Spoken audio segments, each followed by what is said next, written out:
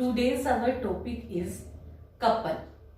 In couple, two equal and unlike parallel forces with different line of actions are said to be a couple.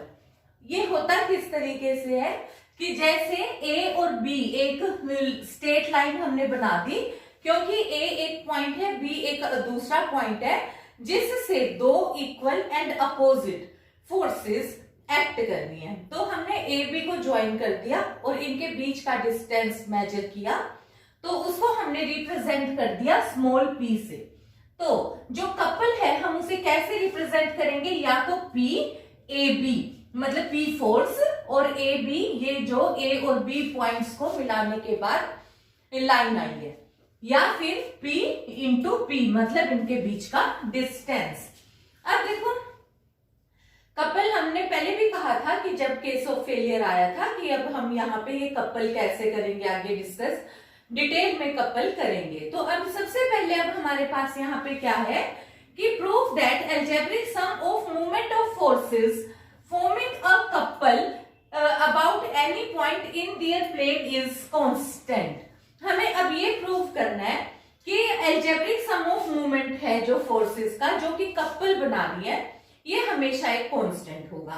अब algebraic sum of movement में अपने पास देखो ये couple हमने तीन तरीके से बनाया। पहले में ओ पॉइंट के अबाउट, क्योंकि हम मूवमेंट लेते हैं तो अबाउट अ पॉइंट लेते हैं, तो हमने जो ओ पॉइंट लिया है एक बार तो ए बी लाइन के लेफ्ट में लिया, एक बार ए बी लाइन के मिड में लिया। मिड का मतलब है कि बीच में कहीं भी, मिड का मतलब ये नहीं कि बिल्कुल एग्जैक्टली टू पार्ट्स, मतलब बीच में कहीं। और इसी तरीके से एक बार ए बी के राइट साइड, हमने तीन तरीके से ओ पॉइंट को मेंशन किया। अब आ जाओ फर्स्ट जब हमने लेफ्ट में यूज किया है ओ पॉइंट को, ओ के अबाउट हमें मूवमेंट लेना है, तो अलजेब्रिक सम ऑफ मूवमेंट हमारे पास कैसे होगा, देखो जैसे ये ओ पॉइंट है, ये पी फोर्स है, तो पी फोर्स इससे किस डायरेक्शन में चला, यानी कि क्लॉकवाइज डायरेक्शन। तो यहाँ पे क्या होगा, माइनस पी और साथ इसका परपेंडिकुलर डिस्टेंस दैट इज ओ ए। फिर बी से ये देखो जो फोर्स है वो कैसे चली, ये एंटी क्लॉकवाइज है, तो यहाँ पे प्लस का साइन आ गया, पी इंटू ओ बी। अब देखो यहां से फिर क्या हो गया, P take outside common, O B minus O A, और ये क्या हो गया देखो ओ बी में से ओ ए माइनस हो गया, तो कितना रिजल्ट आया, P इंटू ए बी। अब दोबारा से आ जाओ, अगर बिटवीन है तो ये देखो ये जो फोर्स है ये कैसे जा रही है, ये एंटी क्लॉकवाइज, ये भी कैसे जा रही है, एंटी क्लॉकवाइज। तो इस केस में अलजेब्रिक सम ऑफ मूवमेंट कितना हो गया, देखो ये वाली फोर्स है P, इसके साथ हो गया इंटू ए ओ, और फिर ये P इसके साथ कितना हो गया ओ बी, और फिर हमने P कॉमन निकाला, A O plus O B is equal to A B. तो इस केस में भी हमारे पास रिजल्ट कितना आया, P इंटू ए बी। अब आ जाओ थर्ड केस में जब राइट हैंड साइड है तो देखो ये वाला वैल्यू जब देखो P फोर्स से O की तरफ ऐसे, तो ये क्लॉकवाइज डायरेक्शन हो गया, और ये वाला P ऐसे जाएगा तो यानी कि ये एंटी क्लॉकवाइज, यानी कि इस P के साथ वैल्यू कितनी होगी, माइनस ये वाली तो हो गई प्लस P, क्योंकि ये तो एंटी क्लॉकवाइज है, P इंटू ओ ए, तो ये वाली वैल्यू आ गई, और ये वाली P फोर्स के साथ BO ये माइनस हो गई क्योंकि ये क्लॉकवाइज, तो माइनस P इंटू BO, और यहां से हमने फिर से P कॉमन निकाला, AO माइनस BO, तो यहां से वैल्यू अपने पास कितनी हो गई, AO में से BO माइनस किया, अगेन कितना AB। तो यानी कि हर बार कपल एक कांस्टेंट क्वांटिटी आया है, और वो कितना आया, एक टाइम फोर्स रखी है हमने, और उसके साथ जहां पे ये दोनों force equal and opposite act कर रही हैं उसके बीच का distance. Now we have to prove article.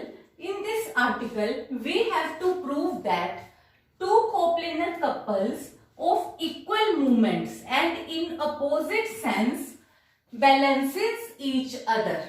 तो अब यहाँ पे क्या है, देखो कपल, जो कपल है उसका मूवमेंट हम कितना मान के चलते हैं कि कोई भी एक आर्म लेनी है, P और P दोनों इक्वल एंड अपोजिट है, तो P फोर्स हम लेकर चलते हैं और एक उसकी length of arm that is AP, जो कि उनके बीच की शॉर्टेस्ट लेंथ हम कंसीडर करके चलते हैं फोर्सेस के बीच की।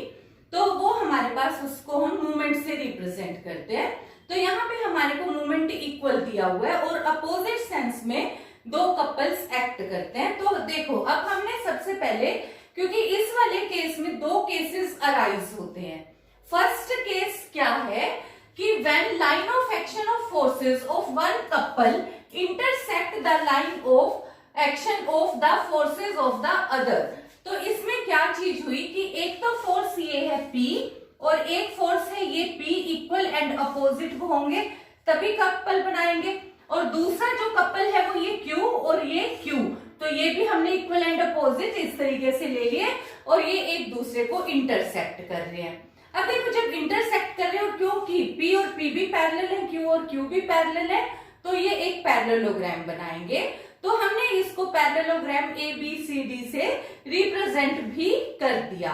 फिर देखो क्योंकि हमें थोड़ा बहुत आइडिया हो जाता है कि पैरेललोग्राम है, तो एरिया ऑफ पैरेललोग्राम हम दो तरीके से ले, एक बार P की सेंस में, एक बार Q की सेंस में। तो क्योंकि पैरेललोग्राम तो सेम है तो एरिया भी सेम आएगा, इसलिए मैंने एक बार तो ये Q और Q के बीच में, यहाँ B से इसके बीच में परपेंडिकुलर ट्रेस करा, और क्योंकि मैं परपेंडिकुलर डिस्टेंस को यहाँ पे इस वाले Q के अकॉर्डिंग स्मॉल q से रिप्रेजेंट कर रही हूँ, और P वाले में जो मैंने परपेंडिकुलर डिस्टेंस लिया है उसको मैंने स्मॉल p से रिप्रेजेंट कर दिया। अब देखो क्योंकि मेरे पास अब यहाँ पे लेट P और Q ये मैंने दो कपल्स लिए हैं मूवमेंट के अकॉर्डिंग, मूवमेंट इक्वल दिया हुआ है, इस वजह से P into P will be equal to Q into Q। और देखो ये मैंने तुम्हारे को बता दिया कि दोनों equal and opposite in sense है, पैरेललोग्राम बने, फिर हमने परपेंडिकुलर ट्रेस करे, तो इसके अकॉर्डिंग अब मेरे पास यहाँ पे वैल्यू क्या हो गई, क्योंकि देखो जो ये कपल है वो ये वाले P और ये वाले P के साथ P इंटू P ये मोमेंट है, लेकिन P की वैल्यू dm भी है, जो कि मैंने D से AB के ऊपर परपेंडिकुलर ट्रेस किया हुआ है।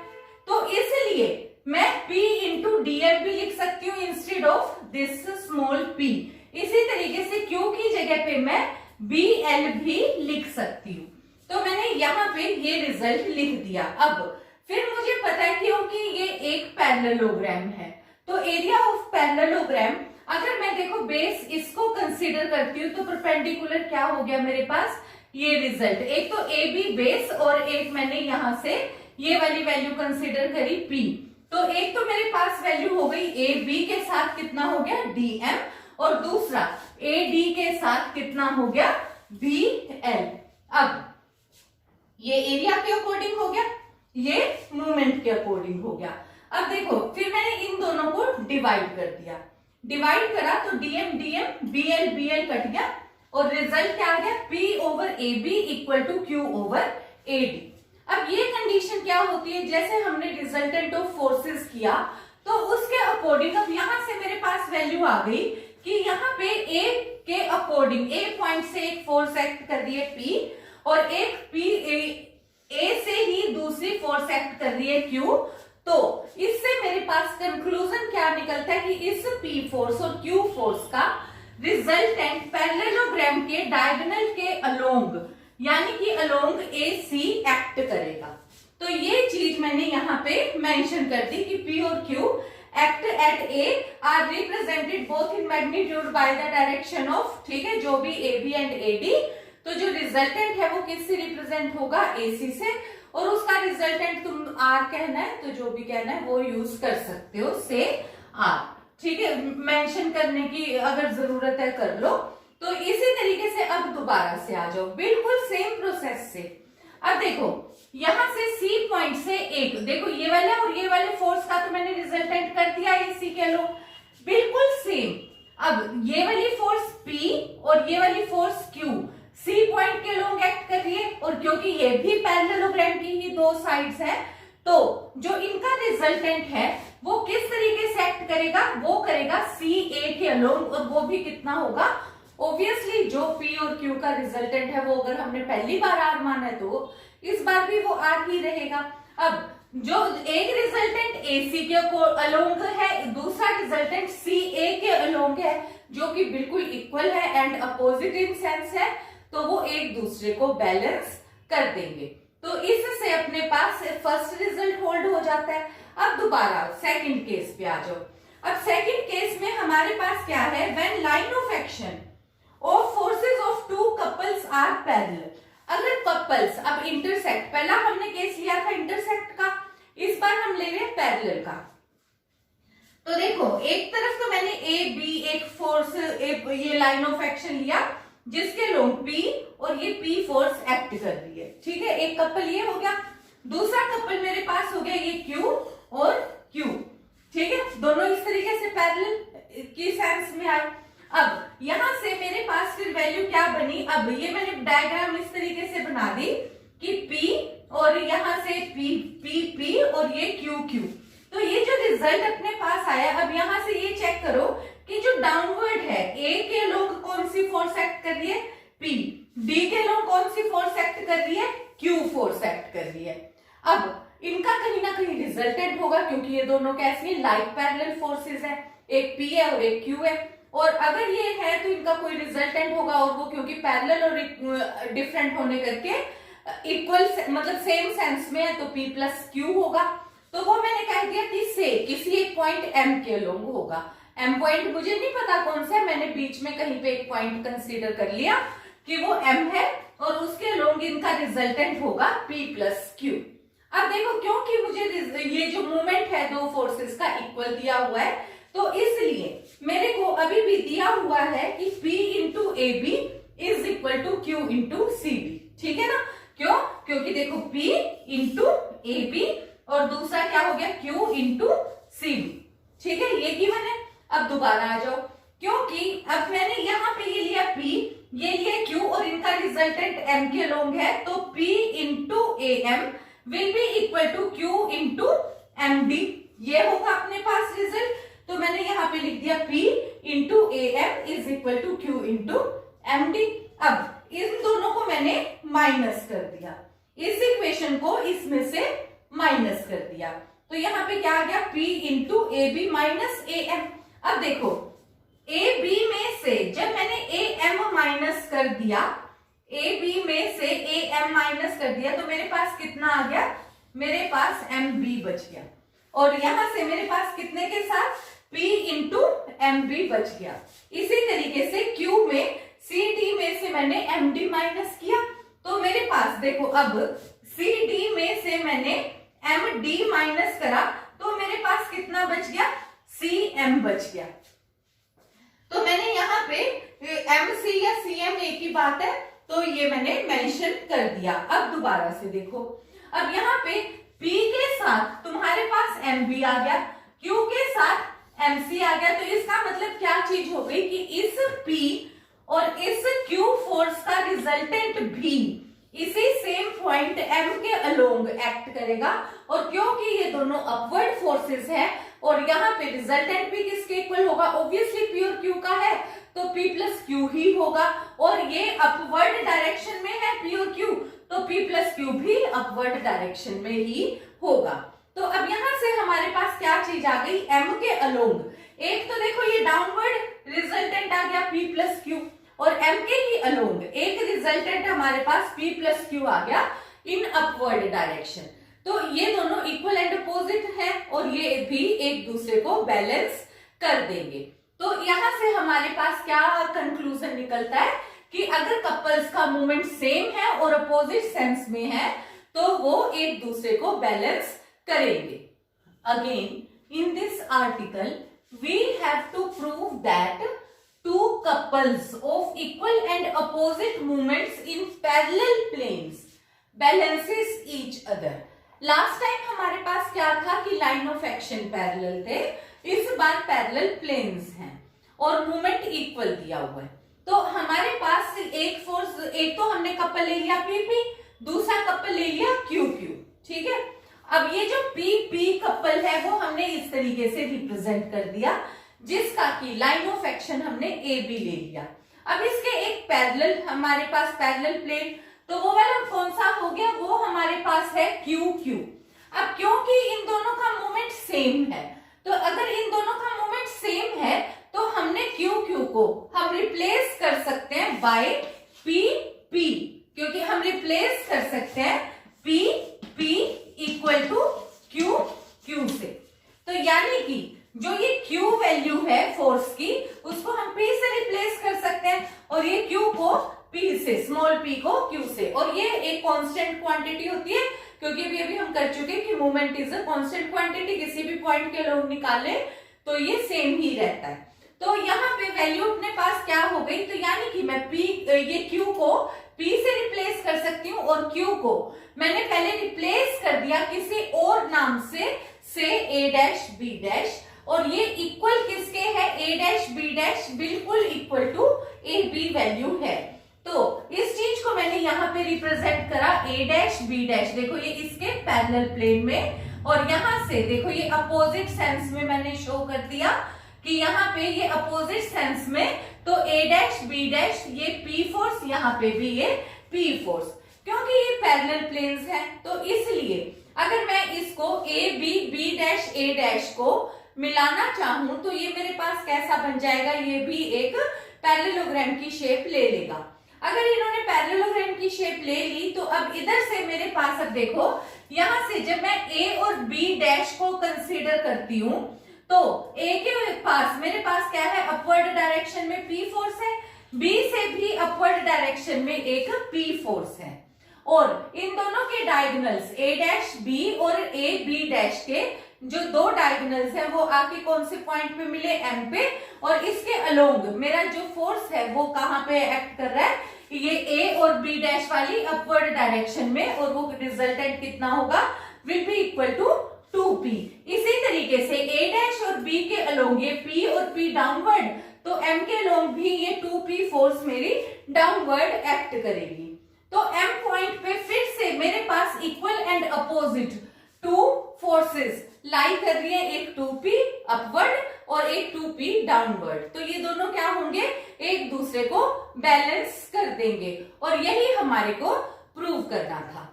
इन this article we have to prove that resultant of a number of coplanar couples is equivalent to a single couple of moment equal to algebraic sum of moment of given couple। अब देखो यहाँ पे हमारे पास question में है क्या, कि अब हमने कंसीडर कर लिया कि हमारे पास बहुत सारे कपल्स दिए हुए हैं।